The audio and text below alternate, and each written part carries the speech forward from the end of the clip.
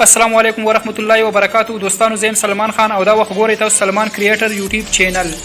دوستانو په دې ویډیو کې به تاسو ته خیم تاسو په کیپ کټ کې سلو موشن ویډیو او فاست موشن ویډیو څنګه جوړوي. دوستانو ویډیو سره پوره وګورئ. که ویډیو خوښ شي ویډیو سره لایک کړئ او چینل سره سبسکرایب کړئ. خاطر څه به کار وکړئ چې خپل موبایل کې کیپ کټ اوپن کړئ. چې تاسو کله اوپن کوئ تاسو سره دارنګ انټرفیس راوړي. بیا دلته کې دا پلس اپشن دی په دې باندې کلیک والئ. تاسو سره تاسو ګیلری راوړئ. د ځګنه به تاسو هغه ویډیو راوړئ کوم ویډیو ته تاسو سلو موشن او فاست موشن افیکټ ورکوي. خاطر دلته زدا یو ویډیو رالم په دې ما کلیک واغستو.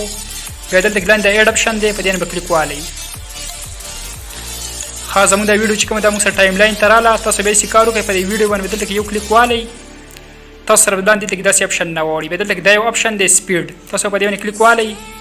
تاسو سره داسې دوه اپشن نه وړي. اولنی اپشن چې کوم دی نارمل دی دا ورپسې چې کوم دی کار وي. تاسو په دې باندې کلیک والئ.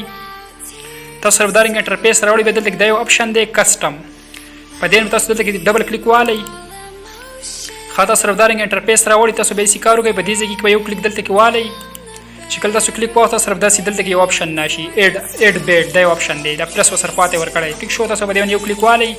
تاسو سره دلته کې یو بل هم سیوا شي. خا بیا تاسو داسې کار وکړئ. دا اولني دوه بالونه چې کم دي دا موږ راوړو سلو موشن ته. دا تاسو داسې لاندې راوړئ. داسې څنګه راوړم هغسې تاسو هم راوړئ. ټیک شو. نو دا اولنۍ څه چې کومه دا موږ سره سلو موشن شوه. بیا دا ورپسې کوم دوه بالونه چې دا تاسو داسې بره یوسئ. داسې ټیک شو. زه چې څنګه وړم هغسې تاسو هم وړئ. نو دا چې کوم دی بیا زموږ سره چې کوم فاست موشن شو دا یو ټیک شو دې ځګې پورې. او بیا دا خیرني دوه چې کوم دی دا بیا سلو موشن ته وکړو. نو بیا ما لاندې راوړل زموږ سره سلو موشن شو. خان تاسو زه دا ویډیو پلی کومه سر نه ګورئ دې ویډیو چې زموږ دا ویډیو څنګه راغله. تاسو سر نه پلی کومه ګورئ وته ها سلو موشن فاست موشن سلو موشن. دا تاسو وګورئ زموږ دا ویډیو چې کوم دی په طریقه باندې رااله.